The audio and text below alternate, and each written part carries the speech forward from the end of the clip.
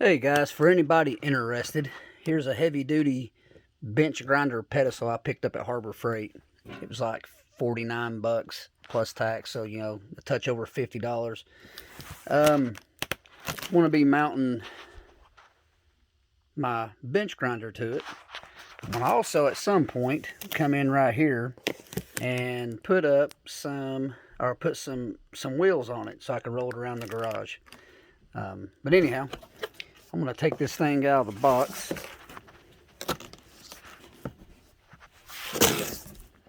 So here's when you open up the box. This is, it's a cast iron water trough. This is so you can cool down whatever you're grinding. That's pretty heavy. That's actually pretty good. I would imagine though, being cast iron, that the coating on it's probably not very good, so over time it's going to rust. Which that's fine. I mean, I probably won't use it a whole lot, so it is what it is on that. Set that over here. Let's see here. Cardboard. Set that in the top of my toolbox. Here's the other pieces. This is the water trace. This is where it sets in, right here. The base. This is where your grinder, or if I wanted to mount my belt sander to it, either one. I may go buy another one for the belt sander action, have two of them. Here's the pole. The pole's kind of thin. I mean, it's kind of thin, but it'll work, I believe, for what I'm doing. If I ever need anything heavier, then I can probably go pick up a pole and do it that way. But you can see, once you slide it, it all basically fits together, and you tighten down these screws to hold it together. It should be pretty straightforward. All right, I'm going to pause this, put this thing together, then I'll pick back up. All right, guys. I forgot that I had this little nifty tripod and little holder for my camera here, so I've already got the base on right here. For those interested, this is a 14 millimeter wrench that holds all this crap on. And worst case scenario, if it's not sturdy, I can come back and put some weld in here. I can stitch it here, 3 places, and that'll hold it. Then if I ever want to take it off, you can just grind the weld out and you're good. I'm going to assemble the top part. Now here's the top base.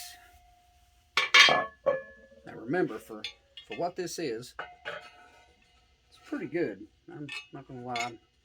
It's a little bit low, but I'm kind of short anyway, so that kind of works out anyway for me. But some of you taller guys out there may want something a little bit taller. You could probably go get a piece of fence post or find something that's really similar to that ID on that tubing right there, and just get a piece of tubing. Except I'm going to center that up over that foot right there to kind of help keep it sturdy. See, I need a ratchet wrench. It'd be a lot easier, but anyhow, I don't have one. Not in a metric anyway. Alright, there's that. See, right there. So, let's see. Hold on. Okay. I'll put this actually this way, and put my grinder has the bolts on my grinder are this way, so I'll put that down there. Turn that to the back to make it easier to get to that bolt.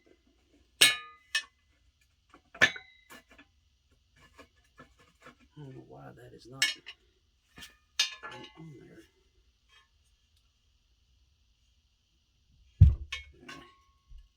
It's got some casting flash in there. That's kind of the issue with that.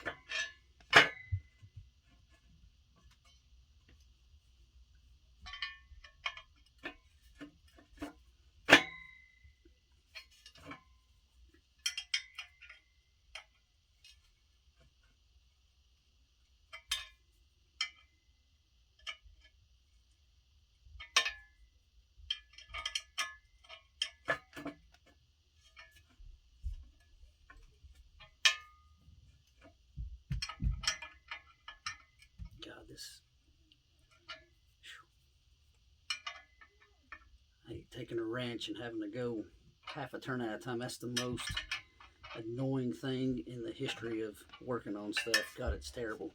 It drives my OCD up the wall.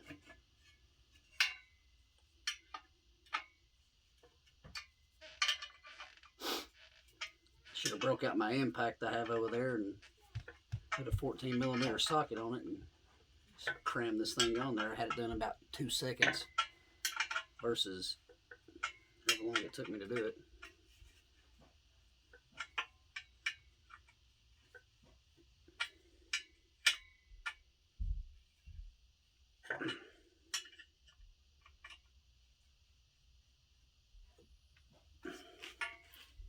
Well, there's that.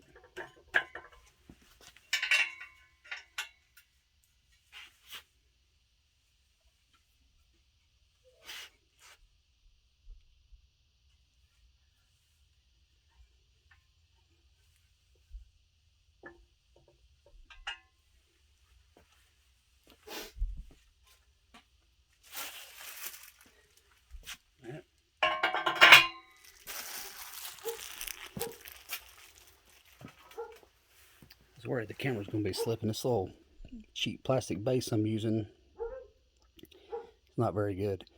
Anyhow, there you go. Harbor Freight stand. I'll set my grinder on it so you guys can see it that way and end this video.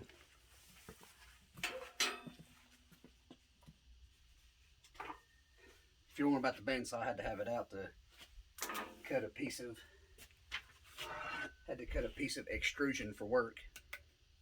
So take that in tomorrow and get it mounted up.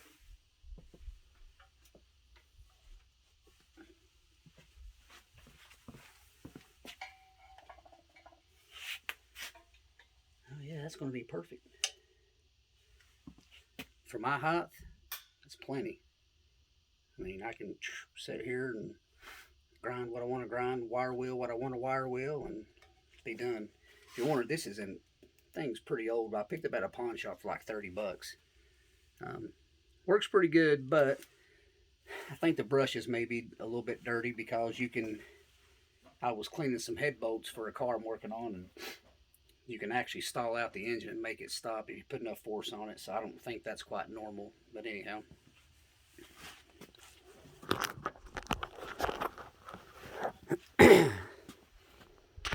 Yeah, there she is. Here's my old hot rod, 86 Capri Mercury, not to be confused with the Chevrolet Caprice. It's got a little 306 in it, twisted wedge heads. Fun little car. I'm in the process of doing a mini restoration on it. Overlooked the door. This thing had holes in it. This is a newer model door, so I'm plugged up I had to weld up the holes and putty it up, so I'm going to be sanding all that back down to bare metal and putting some good etch primer on it and some good high build primer.